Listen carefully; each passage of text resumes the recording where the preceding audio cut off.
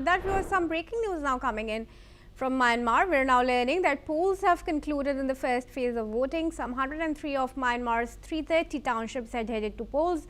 with the next phase of voting now set to commence in the first week of January. I request Gautam Mukherjee to join me back in the discussion on this. Thanks very much, Mr. Mukherjee, for joining me back now. Initial turnout, I'm learning, is much lower than the elections in 2020. It's also, important given that it's the first one since the Janta took over. What is it really speaking? It's an important election insofar as it gives a chance for the people of Myanmar to express their opinion, and while the junta is likely to be re-elected, it does give various other parties also a chance to compete and figure out where they stand. All right, and talking about the elections itself, they are being held even when the civil war continues to be, continues to rage. Also, there is no real opposition against Janta. How fair can the results of this election be, and thus, the status quo in Myanmar? The status quo is likely to continue, but the civil war has its roots in much deeper ethnic conflict, which has been raging in Myanmar for decades. When you had a civilian government, you still had a lot of ethnic conflict between the Buddhists and others. And this continues with the military junta in power. And effective opposition has a lot to do with finances. And there aren't very many people financing the opposition at all. And then you've got ethnic groups like the Rohingyas and others who are... For now, thank you very much, Gautam Mukherjee, for joining me in this discussion. And with that, viewers, let's proceed. Let's also, in fact, give you more context as far as the elections are concerned. In areas where no voting took place, citizens have criticized the elections. According to the displaced citizens, the elections will not improve the country's political situation, with airstrikes and atrocities likely to continue. The military coup, which began in 2021, has led to widespread displacement, and the National League for Democracy party, led by Aung San Suu Kyi, is not participating.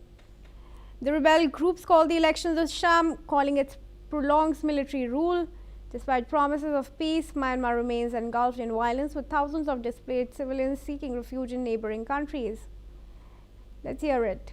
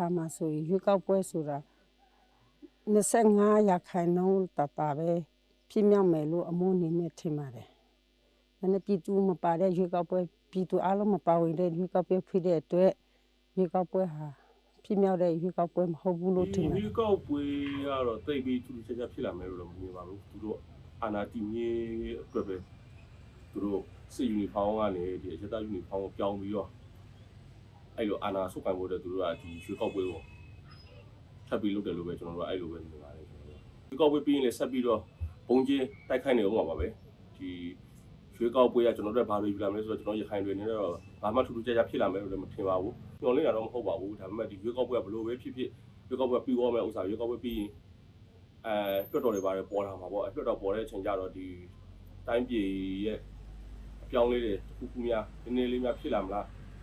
ပြီးတော့ဒီဘယ်လိုပြောမလဲဒီပြည်တွင်းစစ်ပေါ့ပြည်တွင်းစစ်ပဋိပက္ခတွေအတွက်တစ်ခုထွက်ပေါက်များဖြစ်မလားအဲ့လိုရေးရေးလဲတော့ပြောလင်းတာပေါ့အဲတို့စလေးသားနေမလားရေကောက်ပွေး reality ကိုကျွန်တော်လေးမောင်တော့လောက်မောင်ခါရဆိုကေကောင်းကြီးကျွန်တော်တို့ဖက်မှာအတိပဟင်းလို့ပြောလို့မလားဆိုကေအခုအချိန်မှာဆိုကေပို့တော့ပါကျွန်တော်တို့ဖက်မှာနေပြီးတဲ့နာပါတီစုံရေကောက်ပွေးလေးမှာ fry အဲဒီနောက်ထပ်နေပြီးတဲ့နေမီတီတီဒီမရိုးတီတီမှာရေကောက်ပွေးတော့ fry လို့မရှိဆိုကေဒီရေကောက်ပွေးကတော့ကျွန်တော်တို့အနေနဲ့ဆိုကေဒီရေကောက်ပွေးတွေကကျွန်တော်တို့နှောင်းလိုက်ရတော့တခုတစုံ dry လေးမရှိဆိုလေပပူနွေ့ဒီကောင်းအများကြီးတော့မကရာတီပါနဲ့အဲဆိုကေဆေရာနင်းကနေဆိုကေကျွန်တော်တို့အမရာဦးမှာဆိုကေအဓိကpricing လေးတခု price လက်ခါပါတယ်ရအခရင်နေမှာဆိုကေကျွန်တော်ဆိုကေရအခရင်တွေကတော့လုံးမထွားနိုင်သေးပါအဲဆိုကေအခုရေကောက်ပွေးကိုဆိုကျွန်တော်တို့စိတ်ထဲမှာတော့မရှိနေဆိုကေဒီအခုတော့တရန်ထားလောက်မှပဲရေကောက်ပွေးရှိဆိုတော့ကျွန်တော်ဆိုကေတတိထားမင်းဆိုရ price တယ် All right, viewers, no real opposition. People calling the Myanmar elections a sham. We'll watch out as the results trickle in. But for now, that's all we have time for. Do keep watching NewsX World for all major news and updates from around the world.